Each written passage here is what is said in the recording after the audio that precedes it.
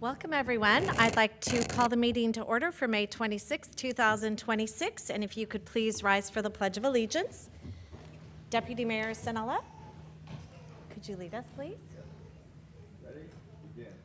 I pledge allegiance to the flag of the United States of America and to the republic for which it stands, one nation, under God, indivisible, with liberty and justice for all. God of peace, we invite you to preside over this meeting. Even if we have different opinions, give us a spirit of unity. Help us listen politely as others share their points of view. Help us to carefully consider the relevant information that has been gathered. Help us to be innovative as we brainstorm solutions. Help us to work as a unified team in combining ideas for a great outcome. Help us work as a whole. May we always have the spirit of camaraderie in this room and work together on our shared mission, serving the city of San Marcos. Amen. Okay, Mr. Scarlett, could we please have the roll call? Member LeBlanc. Present. Councilmember Musgrove. Here. Councilmember Nunez. Present. Deputy Mayor Sanella. Here. And Mayor Jones. Here. Okay, if the council could please join me. In front, we have a few proclamations and presentations this evening.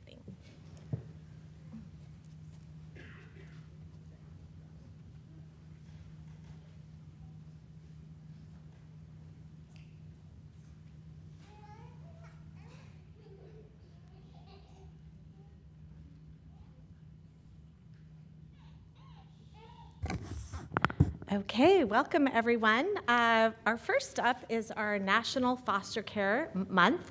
If we could please have Casa de Amparo CEO Kathy Carpe and Development Associate Michelle Barnett, please come on down. Thank you. It's so great to see your smiling faces. Okay, I have this to read, and then I want you to tell everyone in the audience a little bit about what you do at CASA and the great impact that you're making in our community and beyond. National Foster Care Month is strengthening minds and uplifting families. Whereas across our country, there are an estimated 332,000 children and youth in foster care, 36,000 across California, with approximately 1,500 in San Diego County alone. And National Foster Care Month is observed each May to recognize the resilience and strength of children and youth in foster care and to honor the dedicated foster parents, relatives, social workers, advocates, volunteers, and community organizations that support them. Children and youth in foster care often face significant emotional, education, and social challenges, and foster families and kinship caregivers play a critical role to provide safe, nurturing, and stable homes during times of uncertainty, helping them build brighter futures and stronger connections to our communities. Communities play a vital role in supporting foster youth and families through mentorship, advocacy, educational opportunities, mental health support, and programs that strengthen family stability and their well-being. The City of San Marcos is committed to recognizing and honoring all foster care organizations who are dedicated to our children and youth in San Diego County, as well as doing everything we can to support this population. Now, therefore, we, the City Council of the City of San Marcos, commend the invaluable contribution of foster parents, kinship caregivers, social workers, advocates, and former foster youth whose leadership, compassion, and commitment help improve the lives of foster children and families throughout our communities and beyond.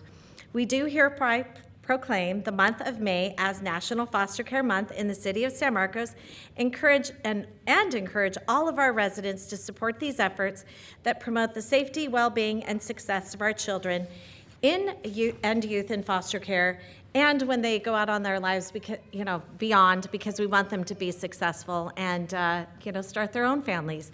Anyway, if you could just give us a few words. Kathy, come on around if you don't mind. Yes, I'll give you that. Of course. Thank you. Thank you. Thank you, Mary Jones, for this honor, and most of all, thank you for bringing to light these children who often sit in darkness for many years. I wanted to introduce Michelle Barnett, who's here with me today. At Casa de Amparo, we often say we are a place to heal, grow, and thrive. And tonight, I want you to really picture what that means. It means a young woman who has been sleeping in her car now has her own bed, her own key, and a safe place to come home to, because we just opened our new transitional living program, our first federally funded program. And Mayor Jones, you were kind enough to attend our grand opening of that. It means a young person who has experienced deep trauma can finally sit with a therapist on our campus and begin to process what they've been carrying, because we are expanding access to mental health care in ways we never have before. And it means that very soon, a child in crisis who today might be sent hours away from everything they know will be able to stay right here in our community to receive intensive care, because we are building a psychiatric residential treatment facility on our campus. This is what a continuum of care looks like. It's not just one program, it's making sure that no matter where a young person is on their journey, there is a place for them to land and someone there to help them heal. But the truth is, none of this happens on its own. It happens because people like you choose to care. You choose to show up. You choose to say, yes, these young people matter. Thank you all for your support of Casa de Amparo and our children. Thank you so much.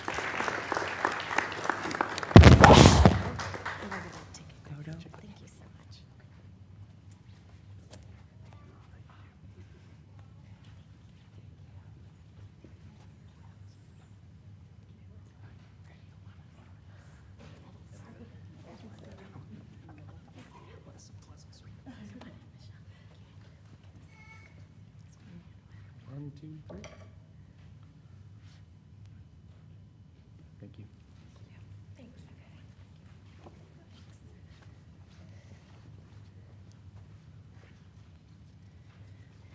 Okay, next up we have the Global Accessibility Awareness Day proclamation for Teresa Barnes, the founder of Auditory Advantage Group.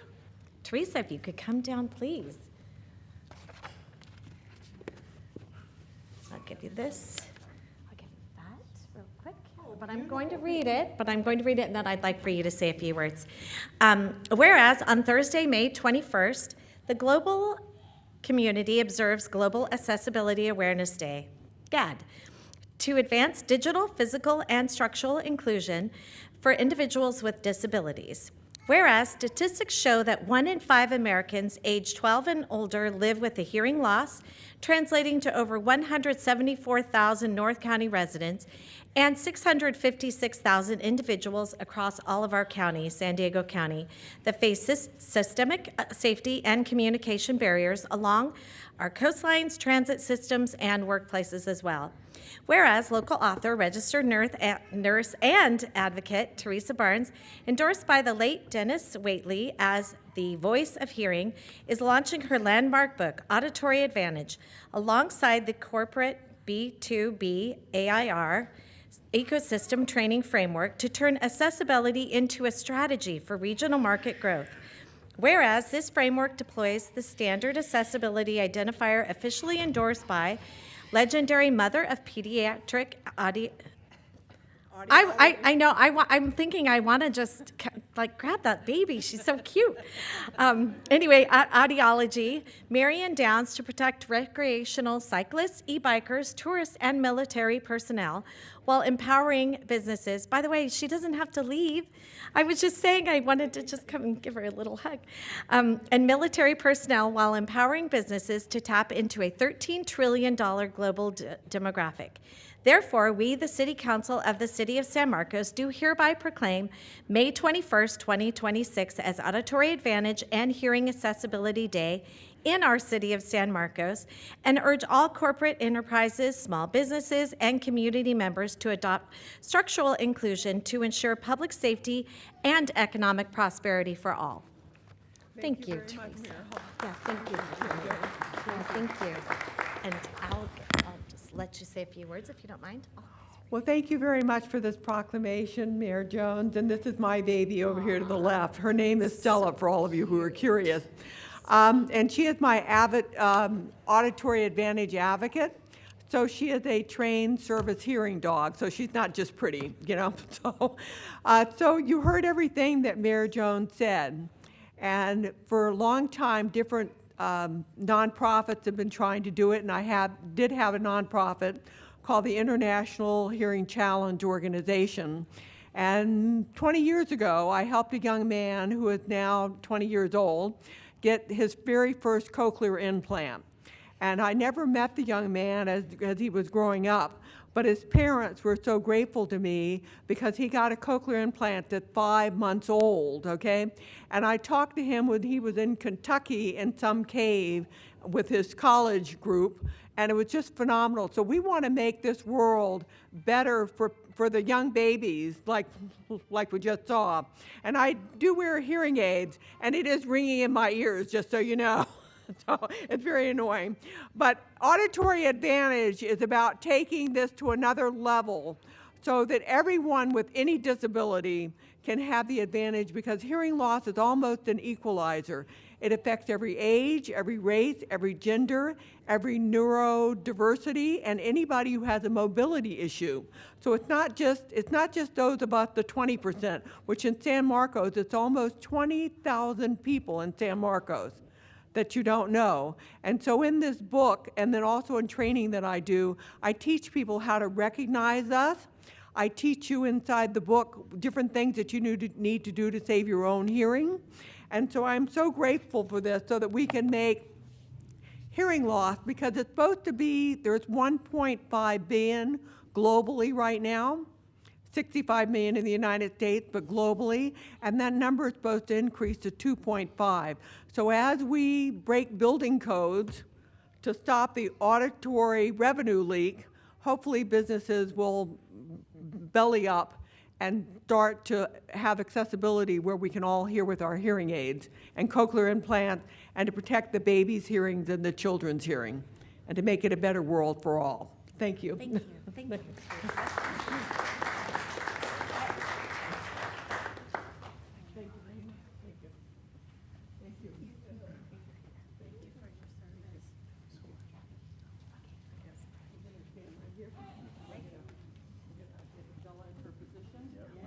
What's her position? Is she gonna?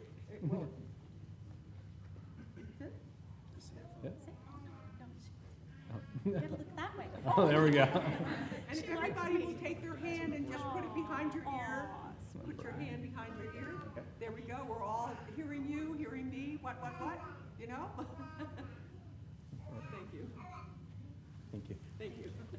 She knew actually when you said that. Well, she did know that. Yeah, she's used to my voice. You know? And I always have little treats in my pocket, so I. Oh, that's can what do she's that too. waiting for. I don't have any treats. Thank you so much. Let's see if I do or not. I mean, I know I usually do. She's expectant, thinking that you do. Okay, everybody, for those of you that can see, we're gonna dance. There we go. And most of the dogs don't do that, but there she is. Bye. Thank you. What a treat that was. She's so cute. Okay, now we have something sort of serious. We're here to recognize something truly extraordinary. A moment that showed the very best of our city of San Marcos and our community. On April 16th, actually, we have a few people that are going to be coming on down. Amy Clark, there you are. And then she's going to, are you going to provide the details? I can. Okay. And then we have Yana Krasinesiku. I'm pretty close to Krasinesiku. I'm sorry, it was so slow. Jennifer Overman, Karen Rudolph, Kimberly Valdovinos, Karandeep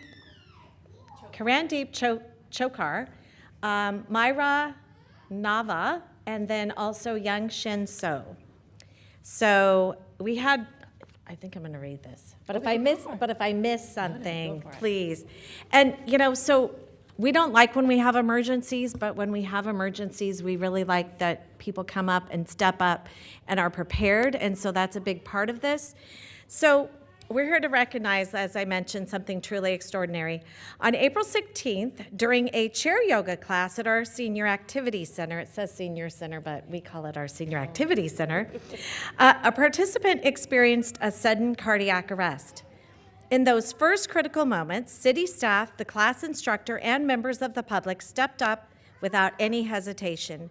They began CPR, used an AED, and worked together seamlessly until emergency responders arrived, our amazing fire department paramedics. Because of their quick thinking, calm under pressure, and willingness to act, a life was saved. Moments like this remind us that preparedness matters most. Training matters, and most importantly, people who are willing to step forward and help others can make a difference. I call this the spirit of San Marcos, our spirit of service. To step forward and help and make that difference. We are incredibly proud of all the individuals we're recognizing tonight and deeply grateful for the care and compassion they showed in a moment of crisis.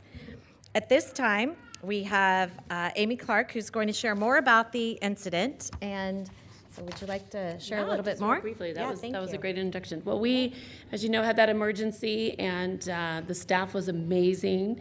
Everybody came together very quickly. CPR was started immediately, and then an AED was brought, and Ms. Foster is here with us tonight, sitting in the back over here.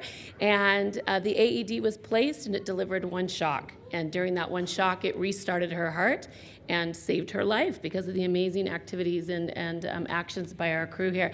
The fire department came and picked her up, and she was transported to Palomar Hospital.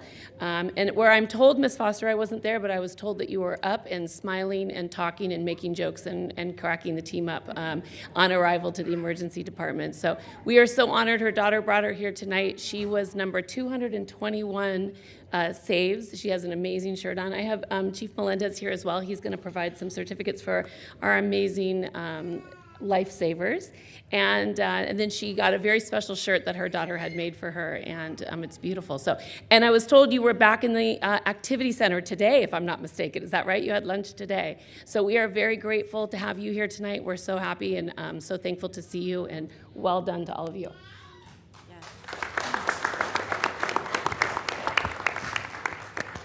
See, we have matching certificates. Okay, yes, I'll just. Good evening, Mayor Jones, council members, and staff, distinguished guests, and everyone joining us in person and virtually. My name is William Melendez. I'm the Assistant Fire Chief of San Diego Fire Rescue Department, and I'm here on behalf of our regional life-saving initiative, San Diego Project Heartbeat. San Diego Project Heartbeat was established in 2001 with a clear mission to expand public access defibrillation throughout San Diego County.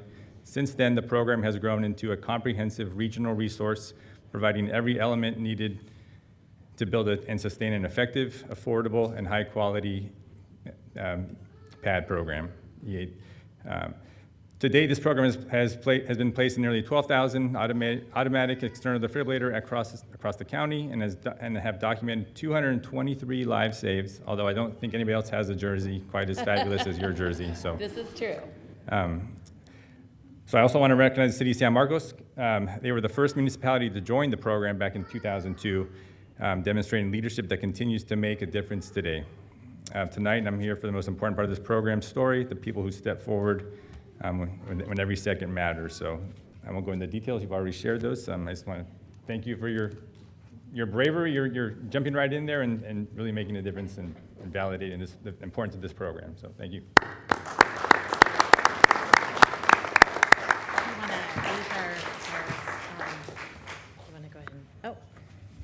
Either are All right. probably in the same order. Yana? Yana? Yana? Casanescu? Is that correct? Yes, that's very good. Thank you so much. Thank you. So much. Thank you so Sorry. much. No, no. Thank you. I'll give you that. Thank you. And then And Jennifer Overman? Jennifer Overman, yes. Thank you so Thank much. you. Thank you so much. We appreciate you so much. And Karen Rudolph? Thank you, Karen. Now we're on a roll. Thank you so much. Here, oh. I have this for you.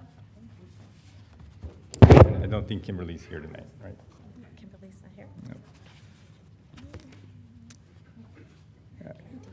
Kieran Deep. Kieran Deep, Chokar. And I'd like to add that Miss Kieran Deep was just accepted to medical school, everyone, so congratulations. And we may have convinced her to switch to emergency medicine. I love that. And Myra Nava. Thank you so much. Thank you. All right, would you like to be part of our? I would love to, yeah. You take this. Okay. All right, we're gonna have to scoosh in a little bit more than that. I'll go on this end. We want you guys to be in the middle. Oh, you're right. Okay, all right.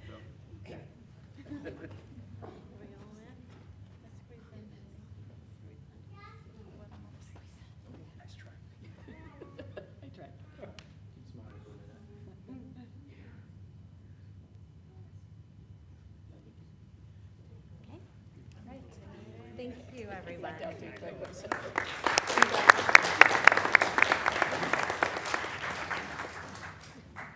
And I think that's, yeah, I wanted to, yeah, I wasn't sure if she could come up, but.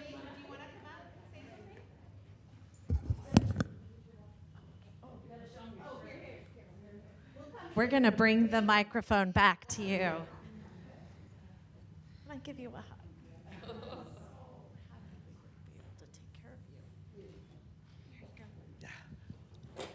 As the time goes by, I find I have more and more people.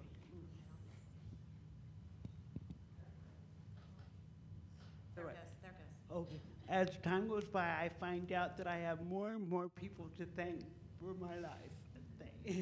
I appreciate it very much.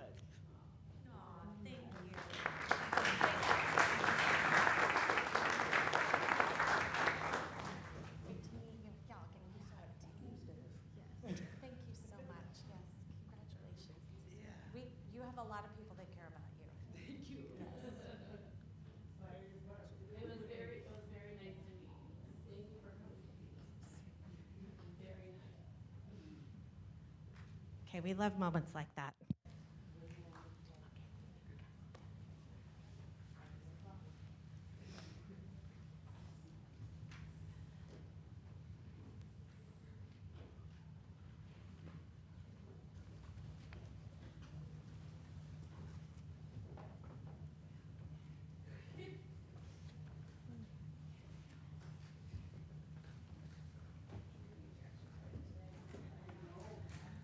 Oh, you're not staying for the whole meeting. No, I'm just kidding. We definitely love that we were prepared and we were ready for that moment. Okay, moving on to the consent calendar. I have one item that I need to pull, item number 12. Some clarification. Does anyone have anything else they'd like to pull? Any other items? No? Seeing none, do I have a motion then? Move to approve the remainder of the consent calendar. Second. Okay, motion and a second. All in favor? Aye. Aye. Any noes? Seeing none? Okay, item number 12 is Resolution MHP 2026-50 Springdale Estates monthly rent increase for the spaces affected by the September 2025 rent increase notice. The recommendation is to adopt the resolution granting Springdale Estates a monthly rent increase for the spaces affected by the September 2025 rent increase notice, but I have a couple of things that I do need to get on the record. Although this was not Dr. Barr's primary recommendation, which would have resulted in a fixed rent increase of $30.79 per month of 88% of the CPI, the $26.37 per month increase, which represents 75% of CPI, was included within the range provided in the alternative analysis as set forth in Dr. Barr's report, as he testified would provide a fair return to the park owner. On the issue of the effective date of the increase, it was consistent with Section 2G of the Commission's procedures, and the Commission utilized that date. There is no indication that the park owner objected to the hearing being continued.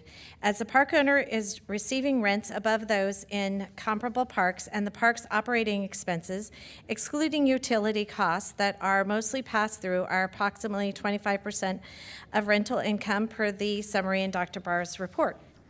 The fact that the park owner did not claim that the need for a rent increase was based on increased operating expenses did not suggest a higher space rent figure to address the retroactivity claim.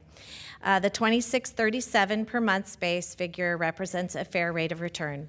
So I just wanted to get those items on the record for the public, and I would move to approve this item as further. Oh, I'm sorry, Mrs. Peak, did you have one more thing? I just wanted to note that we did have the, an updated resolution for your Oh, consideration. yes, and I'm so sorry. it Yes, was and there is an provided to you. updated resolution, yes. Thank you. That we all have here on the dais this evening, also in our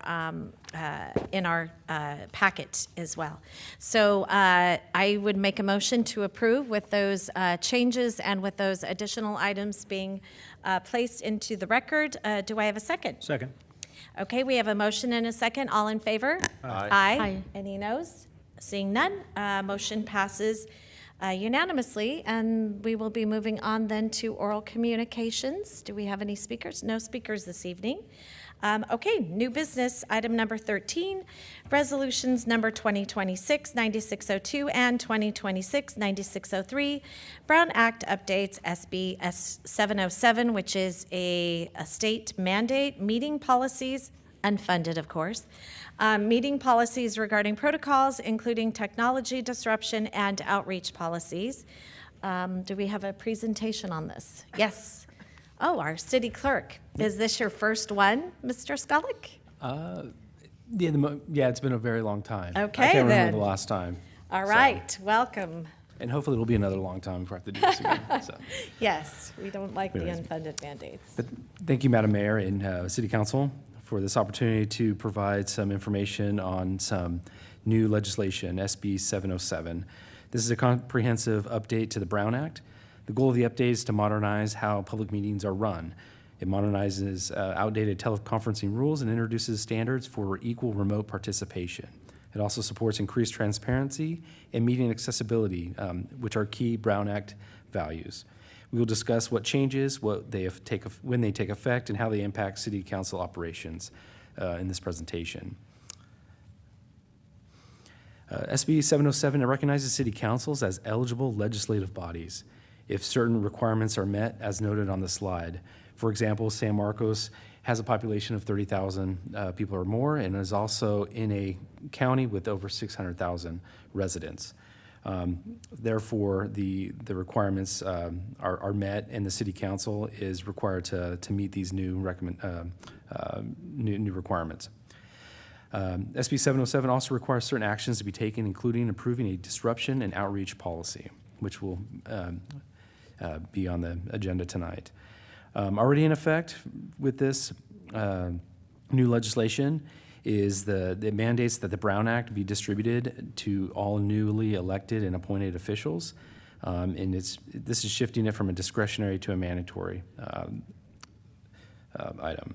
It codifies remote accommodations, updates definitions, and consolidates teleconferencing requirements into clear rules. Minutes now must identify who participates remotely, and presiding officers also have expanded authority to manage remote disruptions. Phase 2 has a July 1 effective date. This new part of the legislation provides two-way audio and video for remote public participation. Staff is currently in process of installing and implementing the necessary hardware and software in the chambers, and this is some of the costs that the council, or Mayor Jones, referred to as unfunded. And the total cost is about $25,000 that we'll be incurring to make these upgrades. Remote public commenters must receive the same opportunity to speak as in-person attendees. Special meeting agendas are posted online, which is already a current practice. Council must adopt a technology and public access disruption policy, and we will continue to provide interpretation services at meetings. and provide translated agendas and participation instructions on the city website and agenda to assist the public for this manner.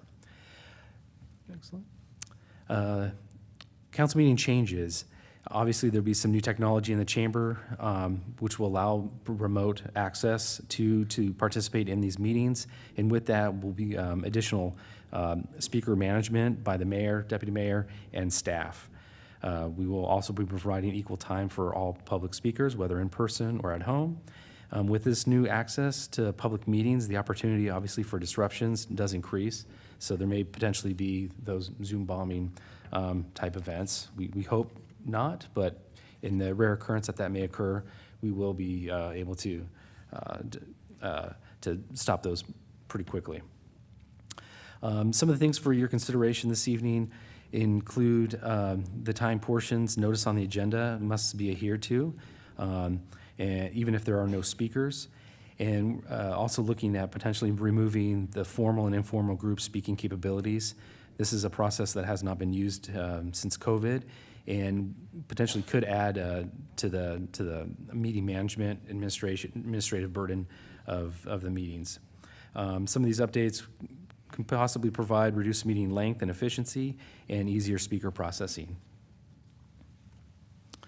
The technology disruption policy is required by Government Code 54953.4 sub B. Almost sound like Helen there for a second. Required public participation or public adoption of the policy by July 1 is required by this new legislation. If the service fails, recess for up to 1 hour and make documented good faith efforts to restore are also required. It applies to 2 categories: public disruptions, in the case of a Zoom bombing event, and technology disruptions. If unresolved, we must consider a roll call finding before resuming or adjourning the meeting to a future date. Another component is outreach. Meeting instructions will be posted on the website several weeks before the first meeting. Staff also plans to do some public outreach through our established communication methods to help promote the new process. Continuing interpretation services will be provided. Agenda accessibility in Spanish through the website will also be available. And we'll work with community-based organizations when and where directed and possible.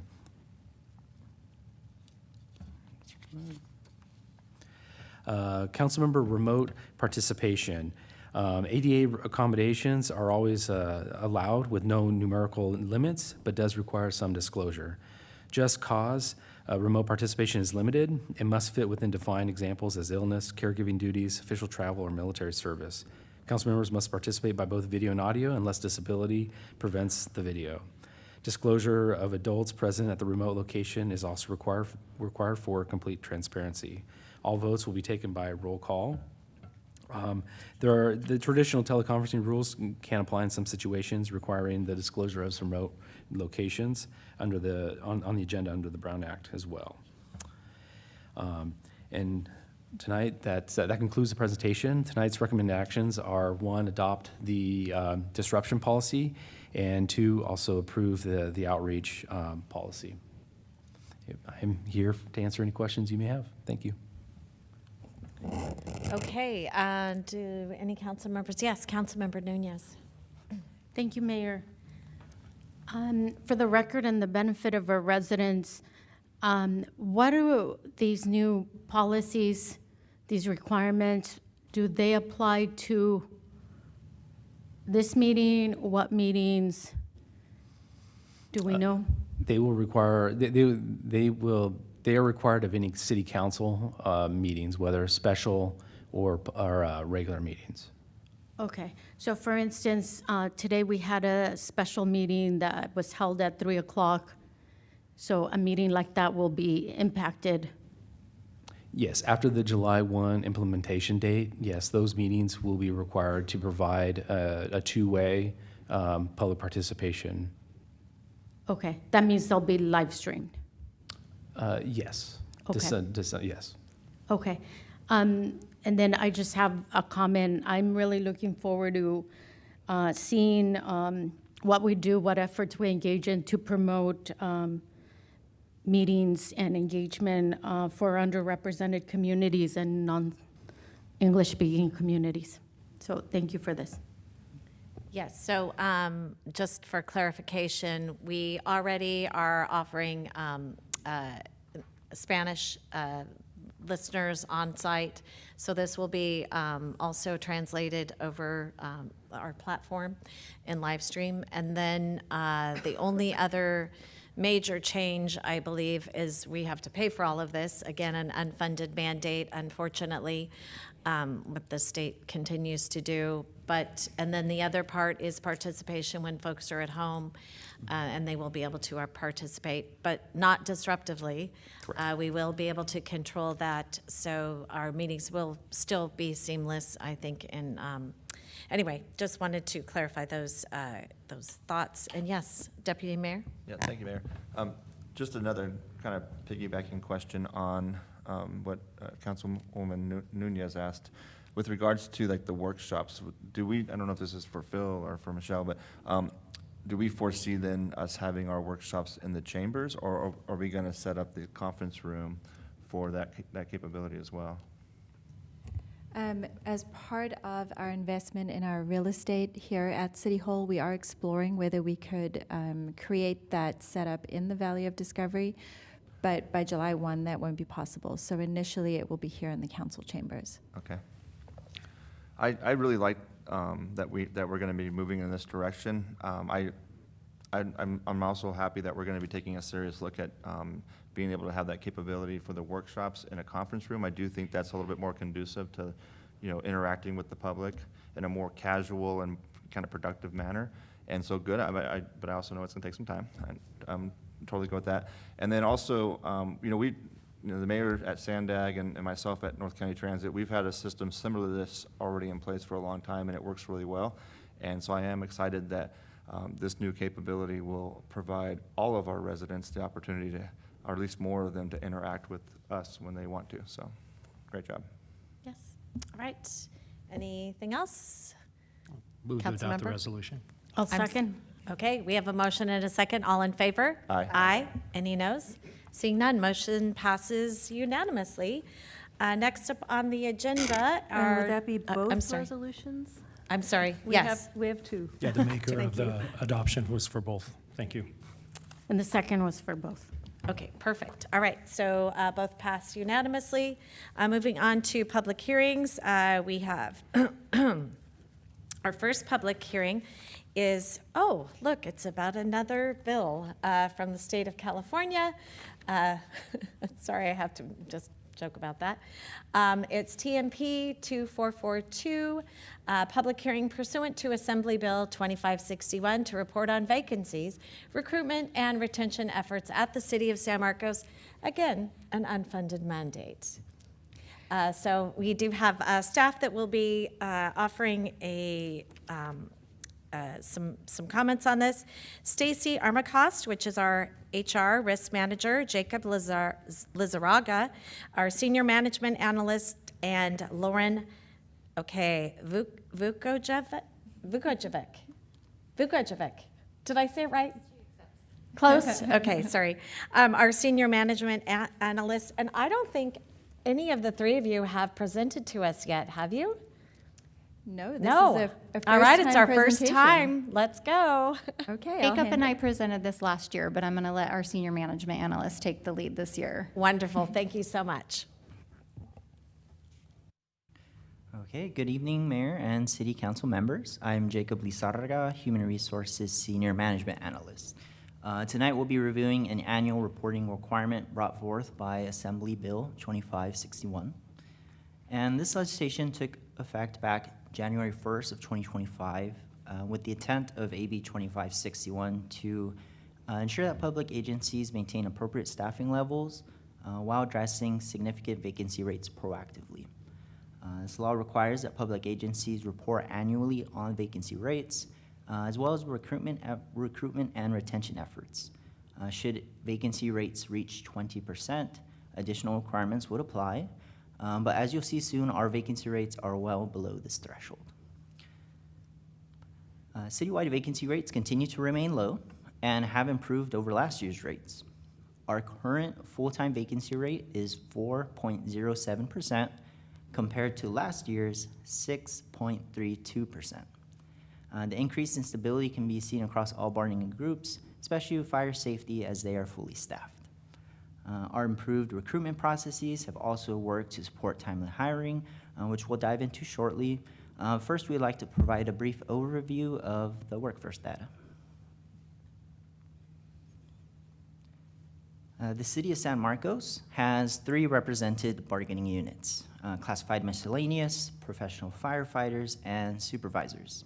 On the lower portion of the slide, you can see the current number of full-time vacancies broken down by each bargaining group, as well as the unrepresented employee group. Visualized here on our chart are the vacancy rates across each employee group, included as well as the overall citywide rate of 4.07%.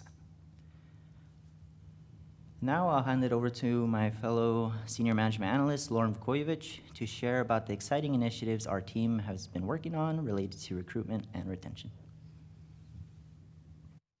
Thank you, Jacob.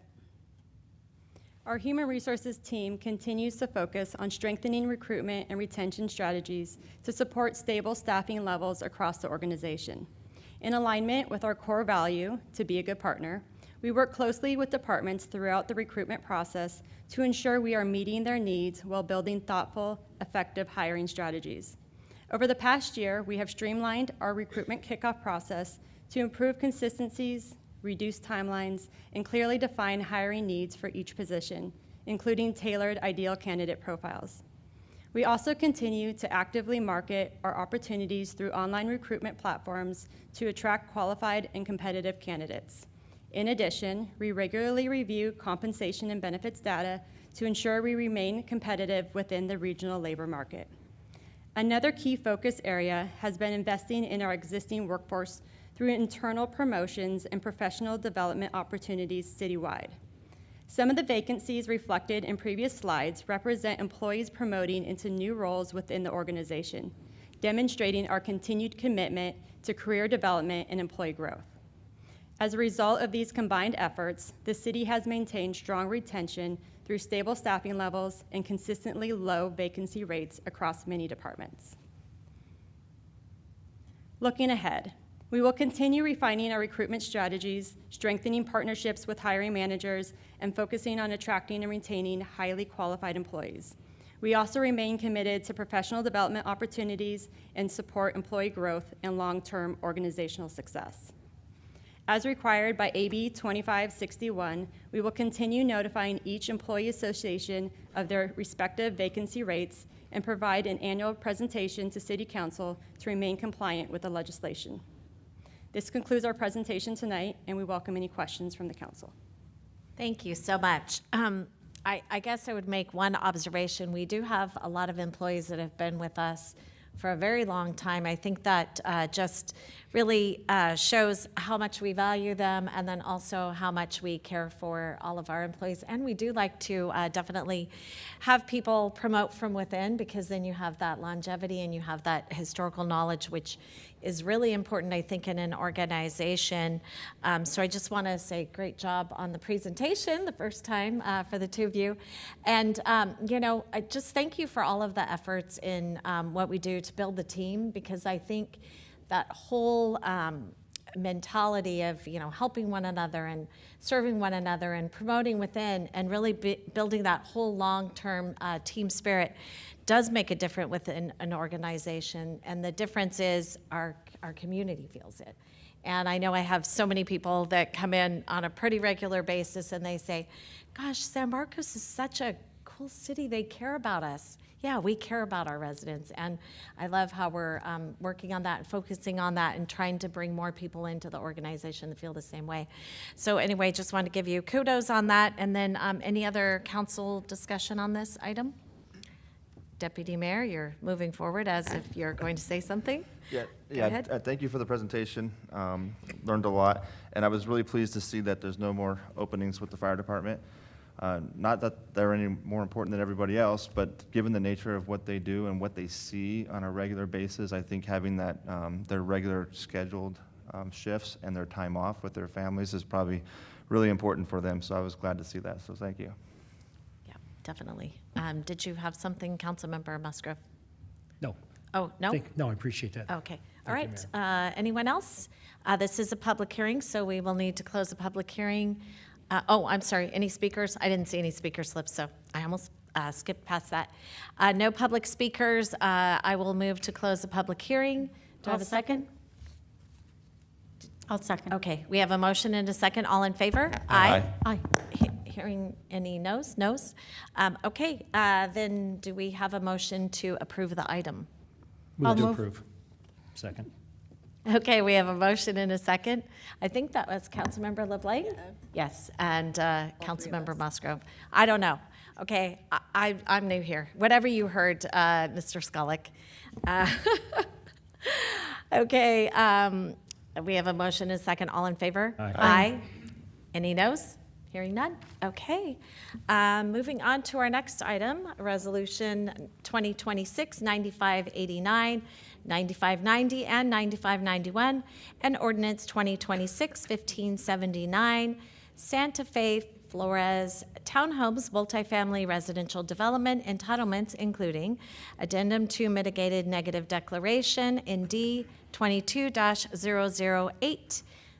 See, I do take this time so they have time to sit down and get comfortable.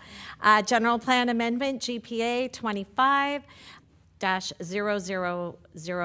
rezone 25-0001, multifamily site development plan, MFSDP 25-0001, and tentative subdivision map, TSM 25-0001.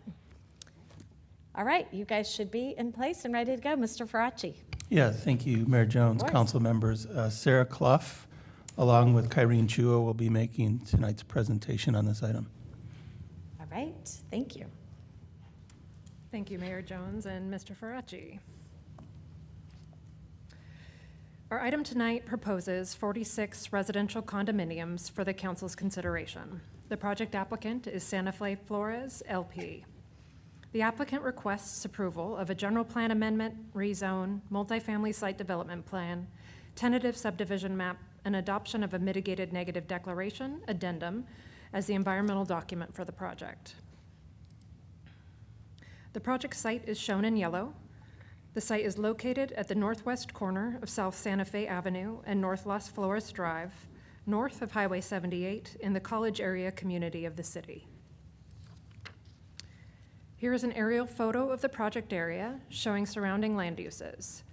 The recently developed production industrial park is located directly to the north of the project site. There are other industrial uses to the west, and the project site includes a commercial building, a liquor store directly to the west. To the east, across North Flores Drive, is an existing apartment complex called Las Flores Village. To the south, across South Santa Fe Avenue, is an existing mobile home park. And southeast, an existing neighborhood of single-family attached residences. Further to the north-northeast, taking the Las Flores Bridge over the Sprinter line, is the Rancho Santa Lina subdivision with single-family homes. To provide background on the project site, in 2023, a 50-unit apartment building was previously approved by City Council for the property. This approval included a general plan amendment and a rezone to change the general plan land use designation at the time for the site from light industrial and commercial to medium-density residential 2, which allows for multifamily residential of up to 15 to 20 dwelling units per acre, and changed the zone to the corresponding multifamily residential R310 zone. The project applicant is the same as for the current proposal. Here's the current project site plan. The project proposes 46 condominiums consisting of 7 townhome-style buildings with garages and guest parking, recreational amenities, private and common open space, and landscaping. This new project includes an additional 0.37 acres from the vacant portion of the adjacent lot with the liquor store. This additional acreage is located within the area on the site plan where Building 7 is proposed. In order to include the adjacent .37 acres as part of the project site, the requested entitlements include a general plan amendment and rezone. This area is shown on the map as dark gray. The general plan amendment and rezone would change the current land use designation from commercial to medium-high density residential and change the zone to R36 multifamily residential. Also under this current general plan amendment and rezone, the light gray area, which is currently designated medium density residential 2 and zoned R310, is proposed to be changed to medium-high density residential and to the R36 zone. This area is approximately 2.2 acres in size. The change from the current R310 zone to the R36 zone is necessary to allow for the townhouse buildings to be 3 stories in height. Under the current R310 zone, only 2-story buildings are permitted. The proposed medium-high density residential designation and R36 zoning provides an appropriate transition between the industrial and commercial uses to the north and west and the residential uses to the south and east. The general plan amendment and rezone would amend the general plan land use map and zoning map to the proposed multifamily residential designation. The proposed project includes a tentative subdivision map to create a single lot condominium map for the 46 units. This map will include the .37 acre area, shown with the dashed blue line, which will be acquired by the developer from the adjacent liquor store property. This acquisition will occur through a boundary adjustment prior to submittal of a final map application. The final map will also include an 8-foot wide irrevocable offer of dedication along South Santa Fe Avenue for future pedestrian and bicycle improvements. Here is the project site plan shown with the north side of the development at the top of the slide. A typical floor plan is also shown, showing the second floor living space. The first floor will consist of garage parking, and bedrooms will be on the 3rd floor. Each townhome will have 3 bedrooms and will range in size from approximately 1,400 to 1,700 square feet. Each townhome will have a balcony and roof deck for private outdoor space. The project will include recreational amenities and landscaping throughout the development. In the following presentation by the project applicant's representative, Rick Giddings, additional details will be provided regarding the proposed townhomes and amenities. Under the multifamily site development plan, the project design is reviewed for compliance with development standards of the zoning ordinance and other regulatory provisions. Here are the architectural elevations. The proposed building consists of a contemporary architecture with building articulation, including pop-outs and varied roof lines. Architectural enhancements include lateral siding, stone veneer, and metal awnings. The 3-story townhomes will be approximately 35 feet in height. The bottom cross-section shows the development as viewed from the west with South Santa Fe Avenue at the far right.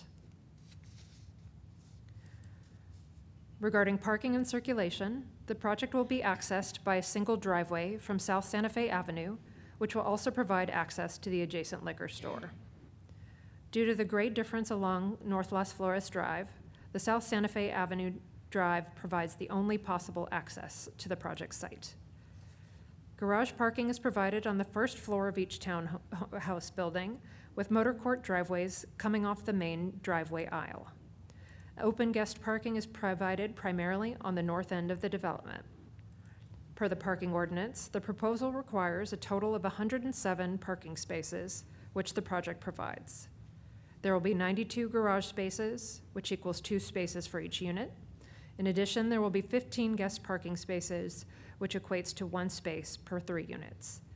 EV installation will be provided in each unit's garage and in guest parking spaces to comply with the California Green Code requirements. Due to the limitations of the grade change on the site, the project proposed thoughtfully incorporates upper and lower pads into the existing topography. The project site contains approximately 48 feet of elevation change, ranging from a low point of 495 feet above mean sea level, noted in the slide as AMSL, along South Santa Fe Avenue, to a high point of 543 feet at the northern rear of the site. To accommodate the proposed development, grading for the project will involve approximately 23,300 cubic yards of cut and 3,200 cubic yards of fill.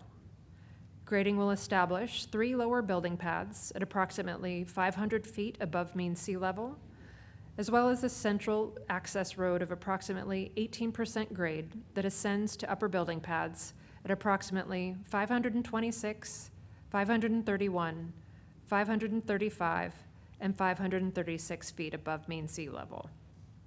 Due to the site's topography, retaining walls of varying heights up to 18 feet will be needed in locations adjacent to the grade change along the drive aisle and at those areas abutting the base of slopes. The development will incorporate 38,739 square feet of landscaped area, a portion of which will screen the required retaining walls along the project's drive aisle and between upper and lower pads. Under CEQA, a mitigated negative declaration was prepared by Recon Environmental as the environmental document for the original 50-unit project that was adopted in 2023 in conjunction with the previous project's entitlement approvals. This project relies on the previously adopted M&D, and therefore an addendum has been prepared along with updated technical studies. The addendum addresses modifications of the project from a 50-unit apartment building to a 46-unit condominium development, which incorporates the additional 0.37 acres into the project area. The addendum concludes that the proposed project under CEQA does not raise any new issues and does not exceed the levels of impact as identified in the previously adopted M&D. The project's environmental consultant team is available for any questions regarding the CEQA review process after the presentation. As part of the environmental review, an updated traffic analysis was prepared. Kyrene Chua from Land Development is here to discuss the next slide.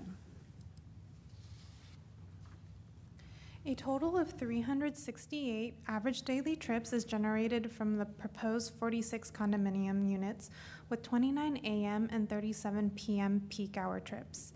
This project does not result in any transportation CEQA significant impacts. A vehicle miles traveled analysis was not required per the city's transportation impact analysis guidelines as the project is located within a VMT efficient area. The level of service analysis concluded that no substantial improvements are required for the intersections and roadway segments within the analysis study area. The existing condition of the nearby South Santa Fe Avenue and Smilax Road intersection currently operates at a level service D. A future city capital improvement project in 2027 will signalize and reconfigure this intersection so it will operate at an acceptable level of service. Because the project proposes to change the land use of the property from commercial and medium-density residential to medium-high-density residential, fiscal and economic impact studies were prepared to evaluate the benefits and impacts of such a change. In those studies, prepared by DTA, the proposed 46 condominiums were compared to the previously approved 50-unit apartment building with the addition of a potential 2,800 square foot commercial building on the 0.37 acres currently in the commercial zone. Generally speaking, fiscal impact studies look at city revenues, such as taxes, licenses, and permits, and also look at expenditures such as public safety, public works maintenance, and administrative services. The fiscal impact study for the project estimates that the proposed condominium use would result in a recurring fiscal surplus of approximately $38,000 to the city's general fund, as compared to a recurring fiscal surplus of approximately $9,400 if the site was developed under the existing land use and zoning designation. Economic impact studies typically look at how much benefit the development would bring to the area based on economic output such as sales and employment. The economic impact study for the project estimates the recurring economic output to the city would be approximately $1.2 million for the proposed condominium use, compared to an output of $975,000 if the site was developed under the existing land use and zoning designation. Under the current market, there is a greater demand for for-sale condominiums rather than rental apartments as previously approved or commercial space. A public workshop was conducted last year, which was attended by one neighbor who had no comments regarding the proposal. No written comments from the public have been received. One resident provided comment upon their broader concerns with development at the City of San Marcos at the April 20th Planning Commission hearing. They expressed their discomfort with the volume of residential development projects occurring throughout the city and the impacts these increases would have upon resident well-being, specifically mentioning traffic and safety. The project applicant responded that the project's traffic analysis did review impacts to more than just the South Santa Fe Flores Avenue and North Las Flores Drive intersection, and identified that the city's proposed Fire Station 5 is anticipated to be completed prior to the subject project. At the April 20th Planning Commission hearing, the Commission voted 7-0 to recommend the project for approval to the City Council. In summary, the project would add available housing to the city's inventory. The project is located near public transit, the Inland Rail Trail, and near employment opportunities. The project is compatible with surrounding land uses. The project is consistent with the general plan. The project would fill a greater need for for-sale condominiums rather than apartments in commercial space. Staff recommends approval to City Council of the requested entitlements as outlined here. This concludes staff's presentation. Rick Giddings, the project applicant representative, now has a presentation regarding the proposal. Great, thank you. Any questions of staff real quick before Mr. Giddings starts? Just real quickly, the terms condominiums and townhomes goes back and forth. We're still talking about the original 46 units as condominiums, townhomes being a portion of the name of the company conducting the Townhomes are the type of unit itself, but Right. they are condominium. Just make sure owned. we're consistent with that. Okay, thank you. And originally they were apartments, the 50 apartments. Welcome, Mr. Giddings. Good evening, Mayor, City Council, staff. My name is Rick Giddings, and I will be providing the applicant's overview of our project, although your staff already did a fantastic job on that, and I'm not sure I need to really talk, but I'm going to go through it anyways. With me this evening is the development team. Let me make sure I'm going the right way. Paul Mayer, owner, general partner. Bettina Gruppert from Flair Architects, Paulo Ayala of PLSA Civil Engineers, Julie Howard of Howard Associates, landscape architect. Julie is not here because she had a death in her family, so she is not here this evening. I'm the local consultant, Rick Giddings. Also in the audience, we have Lee Sherwood from Recon Environmental and John Borman from LLG Engineering, who worked on the MND and the addendum to the MND. I also believe we have a representative from DTA in the audience if you have questions regarding the fiscal and economic study. Here's a aerial photo that shows both the original site, which is in orange, and the proposed site, which includes the orange and the pink behind the gourmet liquor store. We believe this proposed project is compatible with all of the adjacent land uses. To the east is an affordable housing multifamily project. To the north is both industrial and a single-family residential neighborhood, Rancho Santa Elena. To the northwest is industrial.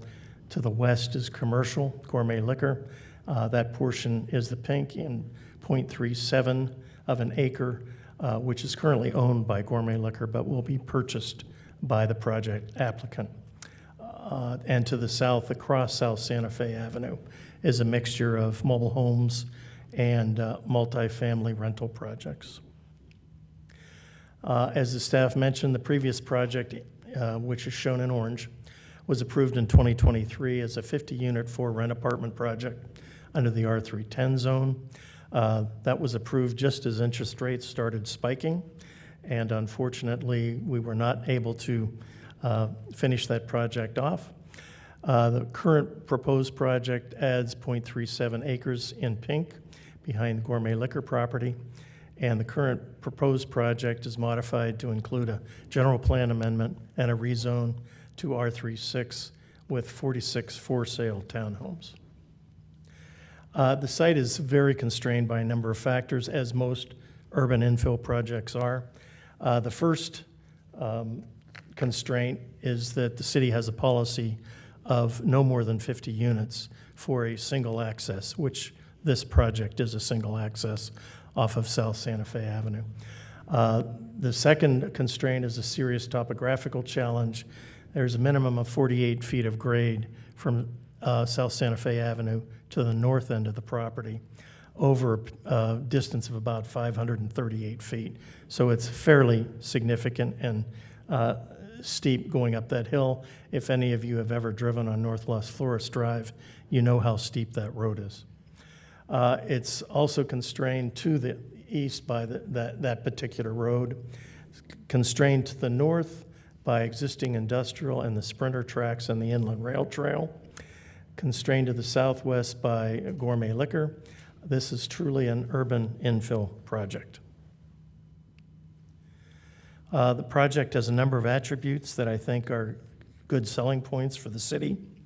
It has significant recreational facilities that I'll talk about in a little bit more detail, but it also has substantial landscaping which follows the topography up Northwest Florist Drive, which will enhance the aesthetics of not just this project, but also the road going north. The project also provides an irrevocable offer of dedication of 8 feet for future bicycle facilities along South Santa Fe Avenue. We will be providing minor architectural enhancements to the Gourmet Liquor building, as well as relocating and upgrading their current trash enclosure. The project will provide level 2 EV-ready outlets within each of the 46 garages, which far exceeds the building code requirements. We will be paying the in lieu affordable housing fee, and each of the 7 buildings has rooftop solar and open space on all of the 7 buildings. 2 of the buildings, buildings 1 and 2, closest to South Santa Fe Avenue, will also have 5 ADA compliant units. The recreational facilities include 5 separate open space areas spread throughout the project, so all 7 buildings have access to recreational facilities, and they include a young children's play area, dog walking and relief areas, barbecue areas, as well as older children's play area, and a cornhole lawn game for adults primarily. High-quality architectural and landscape design will provide a distinct environment pleasing to both residents and neighbors. This is the plan for the common usable open space and recreational facilities. You can see it is almost up to 15,000 square feet, which on a 2.6 acre site is quite extensive. You can see on the landscape plan, heavily landscaped, in part because there are some grade differentials and retaining walls, but we will be planting over 100 trees on the site and landscaping a little over 36,000 square feet on the site. This is an urban infill project with transit orientation. There is literally an NCT bus stop directly in front of the site, which enhances the transit capability of the site. It's Route 305, which, as you know, runs from Escondido to Oceanside, and it goes through a number of transit centers, the closest transit center being to the east at Palomar College. 7 buildings from the site plan designed to take advantage of the existing topography and climb up the hill. There's a right-in and right-out only from South Santa Fe Avenue, which has a joint shared access with the Gourmet Liquor.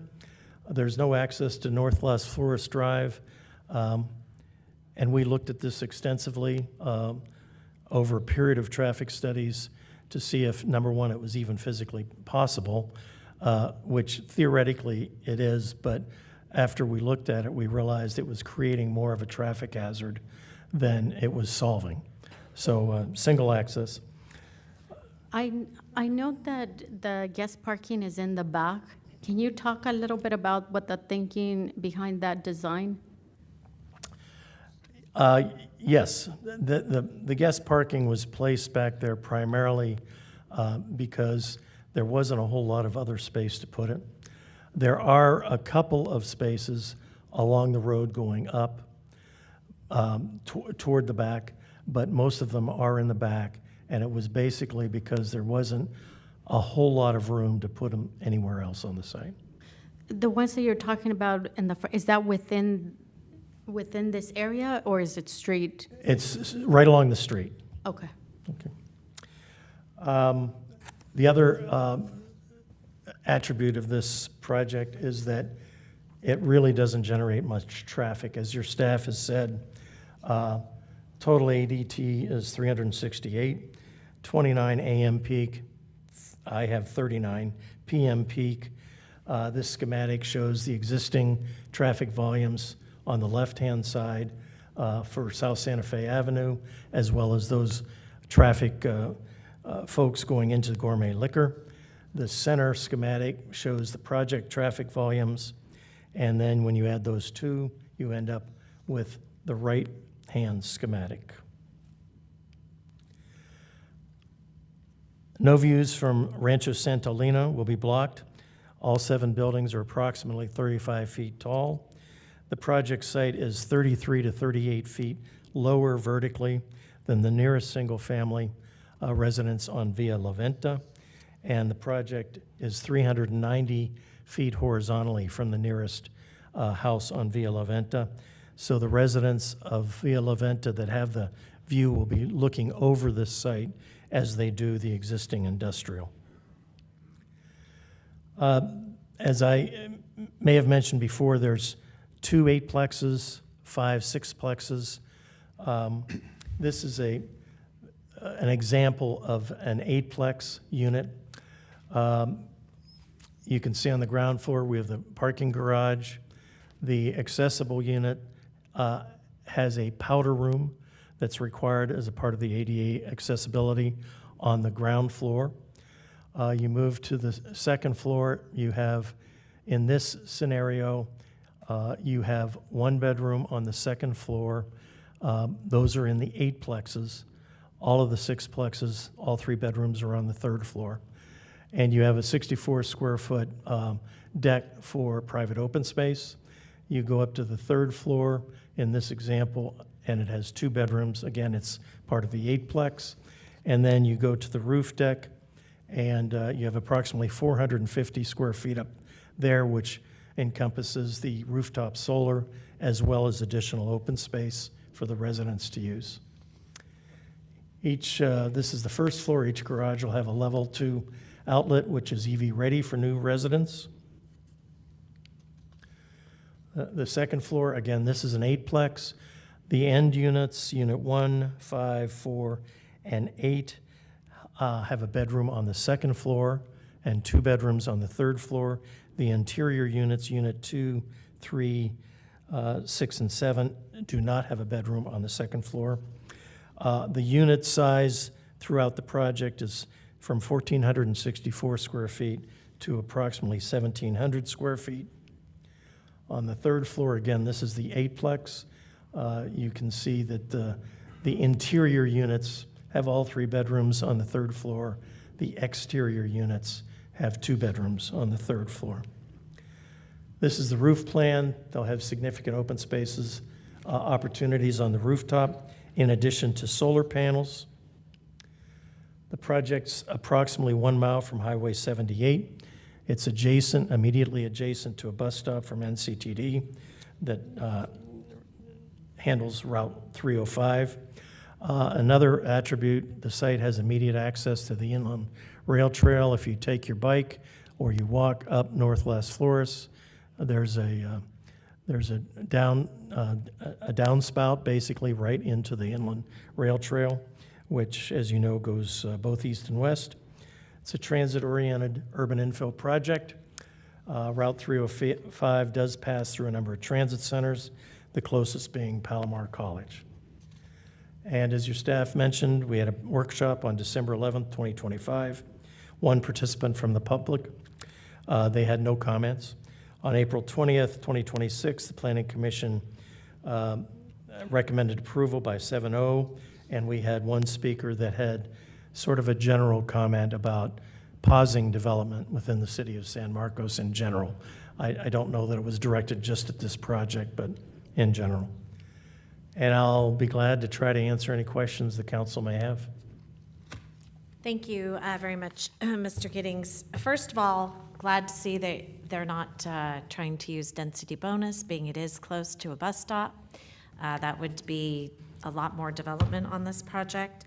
I do recall, well, I think, and I'm hoping you'll correct me if I'm wrong on this, I think there was a little less parking previously when it was apartments, and I think there was a lot less community space. I don't remember all the... That is correct. Yeah. Yeah, the apartment project, although I think it was well-designed, it had a big building on it. Yeah. That also climbed up the slopes, and there was significantly less parking and significantly less recreational facilities. Yeah, that's what I recalled. And then is there a way, and it looks like it's a different driveway for this and the liquor store, it looks like it's two different driveways. Is there a way to gate it if you wanted to do that at some point in the future? Gate which part of it? Gate the community at the entrance? We talked about that. Obviously, you'd have to put it beyond the entrance to the gourmet liquor. Yes. At this point, I don't think we're convinced that's necessarily a great idea, but certainly, as I think we continue the engineering work, we can take a look at that. Yeah, the only reason I bring it up is, you always have to think about the future and, best thing for the community. Just thought about that. Well, I do know that I have heard that there are complaints from Rancho Santa Elena residents as it relates to the affordable housing project to the east. That's a number of correct. those residents apparently park up there and walk back down. That's correct.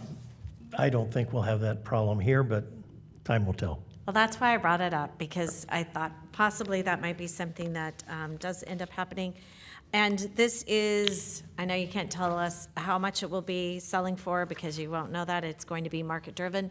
But I would say just based on size and all of that, it is probably geared more toward the workforce housing, which is what we are in dire need of in our Absolutely. community. And that's one of the reasons we have 3 bedrooms in all the units. Yeah. We thought that was more directed toward workforce in addition to the urban infill project. Right, versus not all affordable, which I'm glad that you're paying the in-lieu fee, because many times when you have workforce housing and for sale, and then you also have affordable housing, it takes a long time to sell those units because they're very difficult to qualify for. Right. So in my opinion, I think always paying an in-lieu fee where we can build a bigger affordable project always tends to work out better. And then I think that's all I have for now. Yes, Councilmember Musgrove has some questions. It's Thanks. good to see you again, Rick. I recall when we had these discussions several years ago, and the folks at Santa Elena, their concern was traffic, impacting them on the access to South Santa Fe. But Right. most of those concerns went away when they realized the egress was going to be directly from the apartment complex right onto Santa Fe. Right. Correct. Parking was always an issue too, but that was mostly because of the concerns from the folks to the east. Correct. And we did have some extensive conversations back then about the liquor store. Right. And I just thought it was really interesting that the very offers that were made 3-4 years ago are now acceptable to My impression is that Mr. Abudi is now supportive of the project. yeah, it's very good to see. This is, like the mayor said, this is very much needed, and it's a great location for it.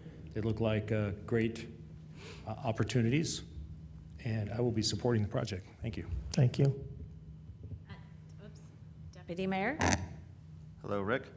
I was going to also ask about the liquor store owner, and it sounds like that matter's been resolved because they were probably the most vocal last time you came around, so I'm glad that you were able to get together with them and make that turn into a win-win situation for everyone involved. And I just want to echo what's already been said, but I love the fact that it has, every unit's going to have a garage. You got the EV chargers going in that capability into the garage.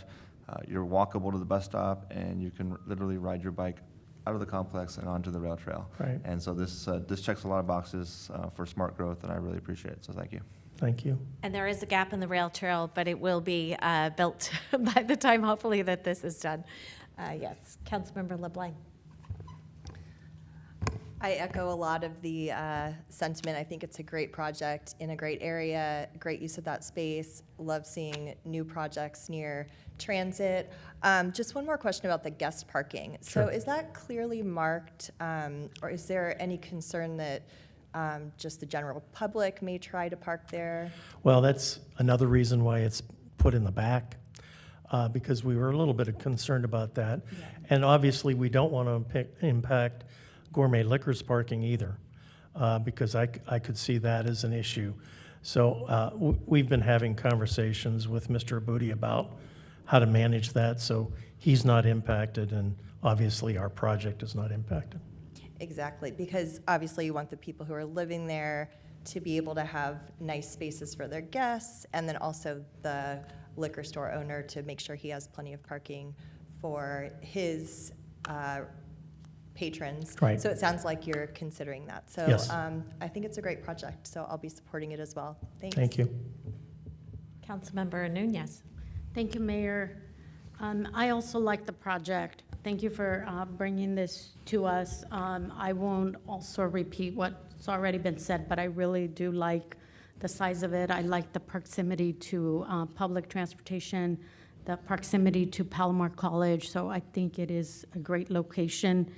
I am sorry to see that you won't be building, or you don't intend to build any low-income affordable. I understand that. That was one of the things that I liked about the project that we were approved. I definitely prefer the units to be built because of the great need that we have for those housing units. But nonetheless, I do also plan to support the project, so thank you for bringing this one forward. Thank you so much. Okay. Thank you. Thank you. Do we have any speaker slips? No speakers on this item. Any further commentary between the council? It is a public hearing, so we would need a motion to close the public hearing. Motion to close. Thank you. Second. Okay, motion and a second to close the public hearing. All in favor? Aye. Aye. Any noes? Hearing none. Do we have a motion to approve? Move to approve. Second. All right, we have it felt like a tie. I could be wrong. We'll give it to I don't Danielle. really know. Okay, Councilmember Danielle LeBlanc. Okay, motion and a second. All in favor? Aye. Noes? Hearing none. Okay, motion passes unanimously. Thank you. Okay. Moving on to our next order of business. I think that's it. Any further oral communications? No. Reports. I don't think we had, well, our last Sandag meeting was canceled, believe it or not. First time we've had a canceled Sandag meeting. So next up is League of California Cities, Councilmember Musgrove. We meet the first week of June, Mayor. Okay, North County Transit District, Deputy Mayor. That was quick, wasn't it? Didn't even have time to get your, It's not going green. Oh. I was putting hand sanitizer on my hands, and maybe the button didn't work because of it. Let me grab my notes here. So we met last Thursday, and I had to leave the meeting early for another commitment that I had with the city here in San Marcos, but I was there for the first and the main agenda item, which was our fiscal year 2026 budget. And essentially, our staff pulled out miracle at North County Transit District and was able to balance the budget while mostly, keeping everything intact as far as the services are concerned. There are 22 positions that are currently open that won't be filled until the financial situation changes a little bit. But those aren't existing. They're not existing employees that will be laid off. They're just positions that won't be filled to give leadership there some time to kind of work through that.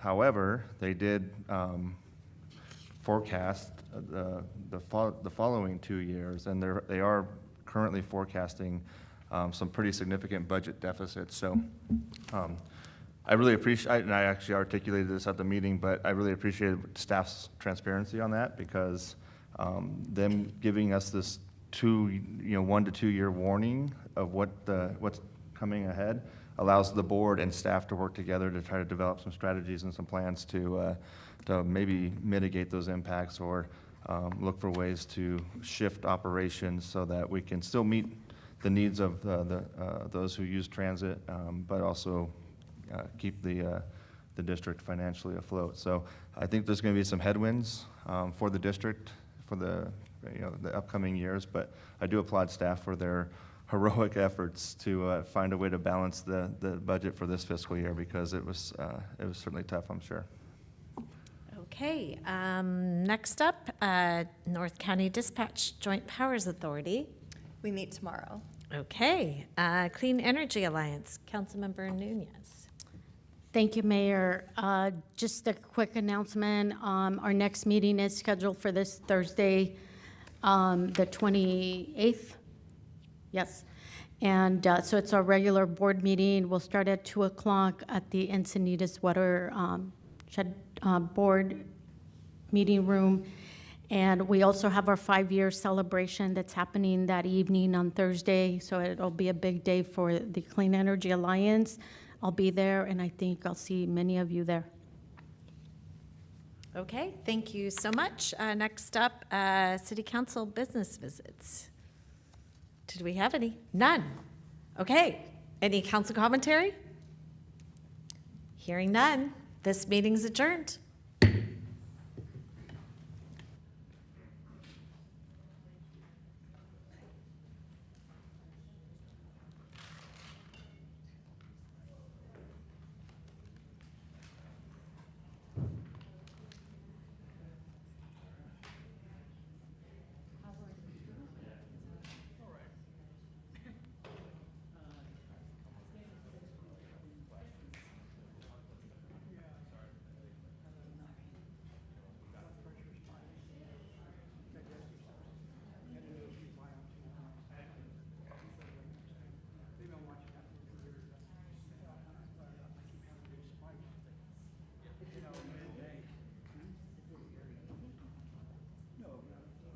I eat something.